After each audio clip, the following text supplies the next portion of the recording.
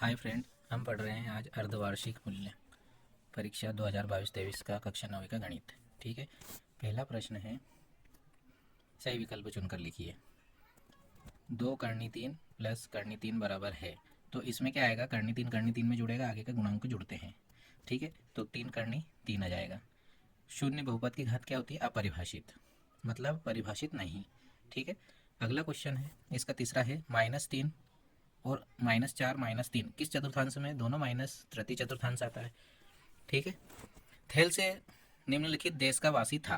तो थेल से क्या थे? यूनान के महान विद्वान थे, दार्शनिक व्यक्ति थे यूनान के। ठीक है, अब आता है प्रतिवर्ती कोण वह कोण है जो होता है 180 डिग्री से अधिक। ठीक है, चौथा छठा है, किसी चतुर्भुज के 3 कोण 75 डिग्री, 65 डिग्री और 130 डिग्री है, तो चौथा कोण? तो हमें पता है कि चतुर्भुज के चारों कोणों का योग 360 होता है। तो हम क्या करेंगे, इसको जोड़, तीनों कोणों को जोड़ेंगे तो क्या आएगा? 270। ठीक है, 270 360 में से घटाते हैं तो 90 बचता है। ये हो गए हमारे सही विकल्प। अगला क्वेश्चन है, रिक्त स्थानों की पूर्ति कीजिए। तो 3 x की घात 3 में x की घात 3 का गुणांक, तो जो सामने लिखा रहता है वो गुणांक रहता है, गुणा का अंक, तो क्या है? 3 है। ठीक है, दोनों पक्षों के कटान बिंदु को मूल बिंदु कहते हैं। एक त्रिभुज के तीनों कोणों का योग कितना होता है? त्रिभुज के तीनों कोणों का योग 180 डिग्री होता है। त्रिभुज की दो भुजाओं का योग तीसरी भुजा से अधिक होता है। पाई एक अपरिमेय संख्या है। एक्स प्लस ए और एक्स प्लस बी ये एक सरु समीका है।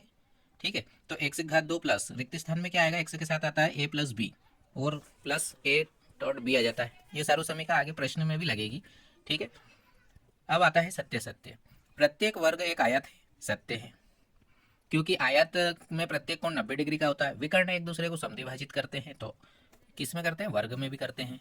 ठीक है, लेकिन प्रत्येक अगर वो आयत वर्ग लिखता तो असत्य हो जाता। ठीक है, अब आता है अगला, बहुपद 7 एक पदी व्यंजक है। ठीक, सत्य है, क्योंकि एक ही पद है इसमें। यहाँ पे देखना, y बराबर 3x प्लस 5 एक अद्वितीय हल रखता है, असत्य, क्योंकि हम x के मान जितने चाहे उतने रखेंगे तो y के मान निकलते जाएंगे, तो अनेक हल निकलते, अद्वितीय नहीं। अद्वितीय का मतलब होता है केवल एक हल, तो यह असत्य है। चौथा है, मूल बिंदु की भुज और कोटि दोनों शून्य होते हैं, सत्य है। अर्धवृत्त पर बना कोण समकोण होता है, सत्य है। प्रत्येक वास्तविक संख्या एक परिमेय संख्या होती है, सत्य है। ये हो गए हमारे सत्य सत्य और रिक्त स्थान। अब आती है सही जोड़ी। ठीक है, सही जोड़ी बनाने में हम खंड आ खंड के जो है वो ब खंड में मिलाएंगे, और हमें कैसे लिखना रहता है? आ खंड के सामने जो ब खंड वाले सही रहते हैं उनको उसके सामने लिखना रहता है। मैं यहाँ पे इसी को डायरेक्ट ये रेखाओं द्वारा बता रहा हूँ कलर से। ठीक है, समकोण की माप 90 डिग्री होती है, तो अपन समकोण की माप उसके सामने लिख देंगे 90 डिग्री। ठीक है, एस ए एस सर्वांग समता मतलब भुजा कोण भुजा, हिंदी में पूछा है इसका। अगला है बिंदु 5 4 का भुज। अब देखो 5 4 का भुज, तो पहला भुज रहता है 5, तो क्या जाएगा? 5 आ गया।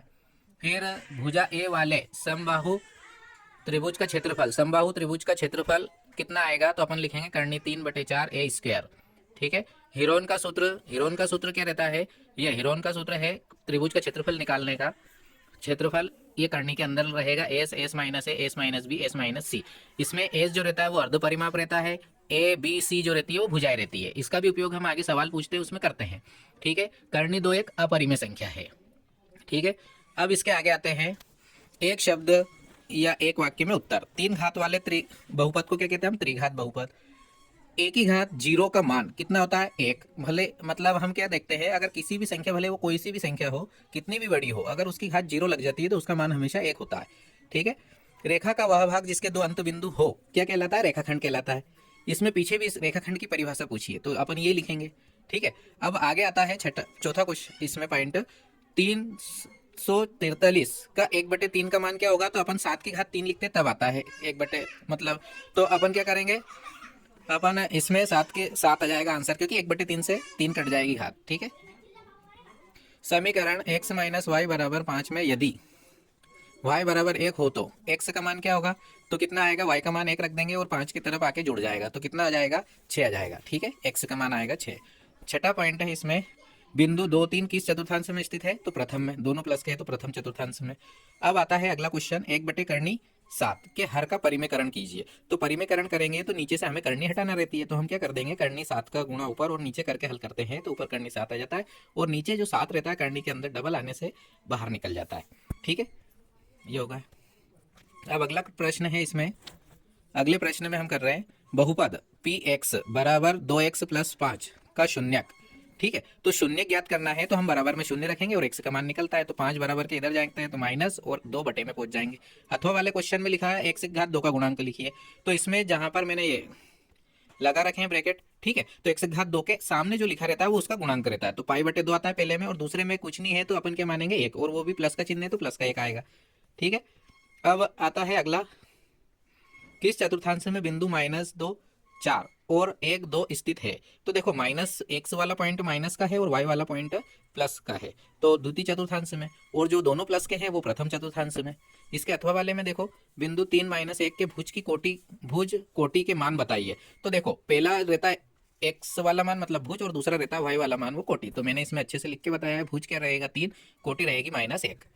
नौवा क्वेश्चन है, रेखिक समीकरण दे रखी है हमें को ax plus B Y plus C बराबर 0 के रूप में हमें लिखकर उसे ए बी सी के मान निकालना है। तो हम जो 9.35 पर बार है इसको बराबर के इधर ले जाएंगे तो माइनस का हो जाएगा, तो ए बी सी की तुलना करेंगे तो a बराबर 2 आ जाएगा, b बराबर 3 आ जाएगा और c बराबर -9.35 पर बार आ जाएगा।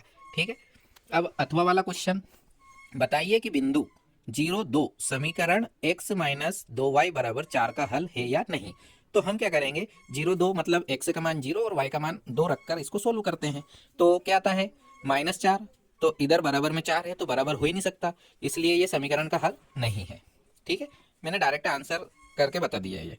अब आता है यूक्लिड की 5वीं अवधारणा को किस प्रकार से लिखेंगे। तो 5वीं अवधारणा क्या रहती है यूक्लिड की, यदि दो सीधी रेखाओं पर अगर एक तिर्यक रेखा इस प्रकार प्रतिच्छेद करे कि उसके दोनों एक ही ओर के दो अंतःकोणों का योग अगर 180 डिग्री से कम हो तो वे आगे जाकर आपस में प्रतिच्छेद करती है।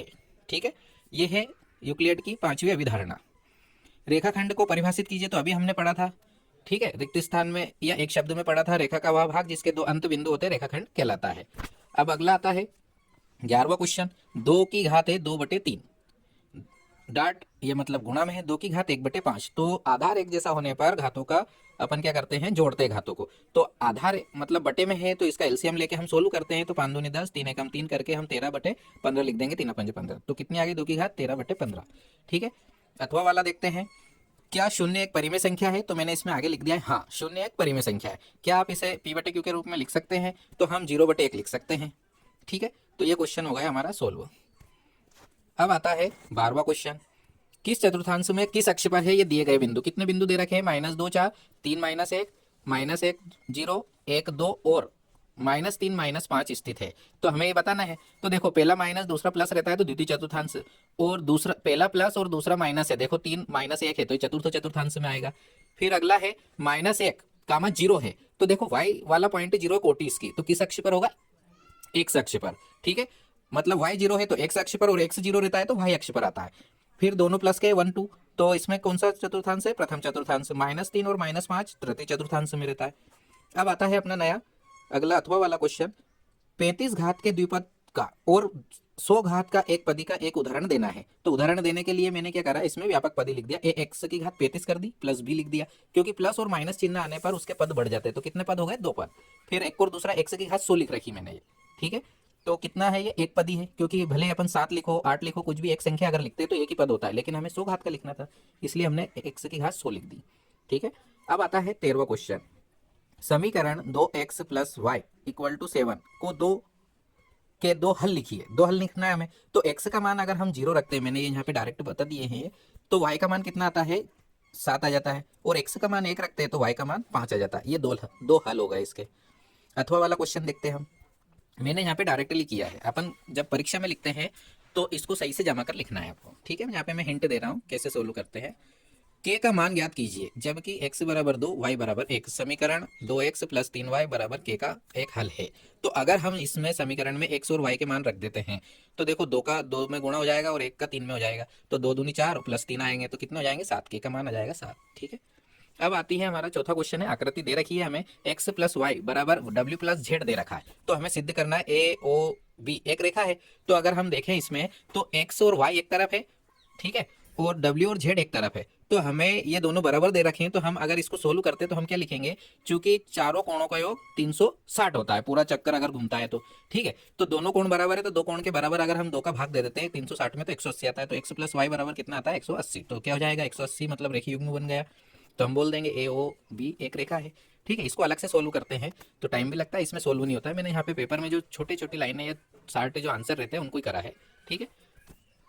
संलग्न चित्र दे रखा है, एक्स का मान ज्ञात करना है, एल और एम क्या है समांतर है। तो देखो एल और एम समांतर है, एक तरफ इसमें एक्स लिखा रहा है और दूसरी तरफ 44 डिग्री है। तो अपने को ये पता है समांतर रेखाओं के एक ही ओर के अंतर कोणों का योग 180 होता है। तो देखो मैंने यहाँ पे 180 लिख दिया और 180 में से 44 घटाया तो कितना आ गया एक्स का मान 136 डिग्री, ठीक है। ये क्वेश्चन मैंने सोल्व कर दिया है, इसको अपन सही से जमा के कॉपी में भी लिख सकते हैं। अब अगला क्वेश्चन है, इसमें ये दो बार लिख दिया था मैंने, 3/5 और 4/5 के बीच की दो परिमेय संख्या बताना है। तो कितनी, दो, तो 5 में हम 2 को जोड़ते हैं तो कितने आते हैं 7, 7 का ऊपर नीचे गुणा करके देखते हैं तो 7 21 हो जाते हैं और 7 5 35 हो जाते हैं बटे में। ऐसा कैसे 4 में गुणा करते हैं तो 7 चौको 28 और बटे 35 होते हैं। तो हमें दो परिमेय संख्या निकालना है बस, क्योंकि एक वास्तविक, दो वास्तविक संख्या हो या परिमेय संख्या, उनके बीच में अनेक परिमेय संख्या लिख सकते हैं। तो हमें दो चाहिए, तो हमने क्या लिख लिया 23/7 और 27/7, ठीक है। अथवा वाला क्वेश्चन देखते हैं, जांच कीजिए कि बहुपद x3 plus x2 plus x plus 1 का एक गुणनखंड x प्लस 1 है या नहीं। तो अगर हम इसके गुणनखंड बनाते हैं कामन रखकर तो x प्लस 1 और x स्क्वायर प्लस 1 बनता है। तो देखो x प्लस 1 आया इसमें, तो ये गुणनखंड है, ठीक है। अब आता है 16वां क्वेश्चन, क्या कोण 110 डिग्री, 80 डिग्री, 70 डिग्री और 95 डिग्री किसी चतुर्भुज के कोण हो सकते हैं, क्यों और क्यों नहीं। तो अगर हम देखो, अगर चारों कोणों को जोड़ते हैं तो हमारा आ रहा है 355 और चारों कोणों का योग 360 होना चाहिए, तो ये चारों कोण किसी चतुर्भुज के कोण नहीं है, ठीक है। अथवा वाला क्वेश्चन देखो मैंने चित्र बनाया है इसका थोड़ा सा समझने के लिए। समांतर चतुर्भुज बोला है, ABCD के विकर्ण है AC और BD, परस्पर O बिंदु पर प्रतिच्छेद करते हैं। तो OA बराबर 3 है और OD बराबर 2 सेंटीमीटर है। तो AC और BD की लंबाई पूछा है हमसे, मतलब विकर्ण की। तो हमें ये पता है कि समांतर चतुर्भुज एक दूसरे को समद्विभाजित करते हैं। तो ये आधी दूरियां दी है हमें, ओ से बीच में जहाँ पे प्रतिच्छेद कर रहे हैं वहां तक की दूरी है 3, तो इसका दुगना कर देंगे तो कितना हो जाएगा 6, तो AC 6 सेंटीमीटर आ गया और OD बराबर 2 सेंटीमीटर, तो इसका दुगना करेंगे तो कितना आ जाएगा 2 दूनी 4, तो ये लंबाई आ जाएगी। मैंने डायरेक्ट करा है यहाँ पे, हम इसको अच्छे से जमा के लिखना है अगर लिखो तो, ठीक है। मैं यहाँ पे सिर्फ शार्ट में दे रहा हूँ। एक समानांतर चतुर्भुज का आधार संगत शीर्ष लंब से कितना है 10 सेंटीमीटर, और देखो आधार भी दे दिया 10 सेंटीमीटर और शीर्ष लंब कितना दे दिया 3.5 सेंटीमीटर है। तो उस समानांतर चतुर्भुज का क्षेत्रफल ज्ञात करना है। तो हमें ये पता है कि समांतर चतुर्भुज का अगर हमें क्षेत्रफल चाहिए तो 1/2 आधार इंटू ऊंचाई लिख लेते हैं हम, ठीक है। तो यहाँ पे शीर्ष लंब ऊंचाई रहती है तो 1/2 10 गुणित 3.5 का गुणा कर देंगे तो कितना आएगा 35/2, 35/2 का अगर 2 का भाग देंगे तो 17.5 सेंटीमीटर आएगा, ठीक है, चतुर्भुज का क्षेत्रफल। कर लेना है, मैंने यहाँ पे ऐसे सोल्व मौखिक करा है, ठीक है। अथवा वाला देखो, एक त्रिभुज की भुजाएं 15 सेंटीमीटर, 15 मीटर, 11 मीटर और 6 मीटर है। तो त्रिभुज का अर्ध परिमाप का मतलब होता है त्रिभुज में भले कोई सी भी आकृति दे, हमें उसकी भुजाओं को जोड़ना है और 2 का भाग देते हैं तो अर्ध परिमाप आ जाता है, ठीक है। और 2 का भाग नहीं देते तो परिमाप आता है। तो कितना हो गया 32/2, तो कितना आएगा 16 मीटर, ठीक है। अब आगे आता है अगला क्वेश्चन है हमारा, दर्शाइए कि किसी समबाहु त्रिभुज का प्रत्येक कोण 60 डिग्री का होता है। तो ये भी हम सोल्व करके ही करते हैं। जैसे हमें पता है कि समबाहु त्रिभुज की प्रत्येक भुजाएं बराबर होती है, तो हमें प्रमेय लगती है इसमें कि समबाहु त्रिभुज की प्रत्येक भुजाएं बराबर है, तो हमें क्या लगाना है कि बराबर भुजाओं के सम्मुख कोण बराबर होते हैं। तो और त्रिभुज नियम क्या कहता है कि त्रिभुज के तीनों कोणों का योग 180 होता है। तो प्रत्येक कोण बराबर है, तो उससे अगर हम सोल्व करते 3 का भाग देते 180 में तो कितने डिग्री आता है 60 डिग्री। तो प्रत्येक कोण हो जाता है 60 डिग्री का, ठीक है। इसको मैंने यहाँ सोल्व नहीं करा है, जगह नहीं है, कम जगह है तो स्पष्ट भी नहीं होता है, ठीक है। इसको करने के लिए आप कमेंट में लिख सकते हैं और मैं इसको पूछा सकता हूँ, ठीक है। अथवा वाला देखना, ABC एक समकोण त्रिभुज है, कोण A 90 डिग्री दे दिया और AB बराबर ऐसी भुजाएं भी दे दी। भुजाएं अगर बराबर है तो कोण भी बराबर होंगे, सम्मुख कोण। तो अगर 180 में से 90 घट गए तो 90 बचे और बराबर कोण आएंगे, तो B का मान भी 45 और C का मान भी 45। ये भी सोल्व करने का ही है, ठीक है। सोल्व ज्यामिति वाले क्वेश्चन है ये, ठीक है। अब आता है प्रश्न क्रमांक 19, सरु समीका का प्रयोग करना है। तो सरु समीका हमें रिक्त स्थान में दे रखी थी, उस सरु समीका में हम A के स्थान पे 4 और B के स्थान पे 10 रखेंगे, ठीक है। तो सोल्व करते हैं, तो A प्लस B होता है तो 14 आ जाएगा, 14x plus A dot B की जगह अपना 4 का 10 में गुणा हो जाएगा तो 40 आ जाएगा, ठीक है। ये हो गया क्वेश्चन अपना। अब अगला क्वेश्चन है अथवा वाला, इसका x² तो यहाँ पे एक्स स्क्वायर नहीं है, यहाँ एक्स की घात 3 है, ठीक है। फिर माइनस है एक्स की घात 2 प्लस 6x माइनस ए को x माइनस ए से भाग देने पर शेषफल ज्ञात करना है। तो हम शेषफल प्रमेय का उपयोग कर लेते हैं। मतलब x माइनस ए की दे रखा है बराबर 0 रख के हम x बराबर a का मान रख देंगे। तो a से ये कट जाएगा, 6x की जगह 6a आ जाएगा माइनस का a, तो घटेगा तो कितना बचेगा 5 है, ठीक है। ये मैंने डायरेक्ट करा इसका आंसर। देखो 20वां क्वेश्चन, यदि बिंदु 3 4 समीकरण 3y बराबर ax प्लस 7 के आलेख पर स्थित है, तो a का मान ज्ञात करना है। मतलब आलेख पर स्थित है तो x और y के मान आ गए, x का मान आ गया 3 और y का मान आ गया 4।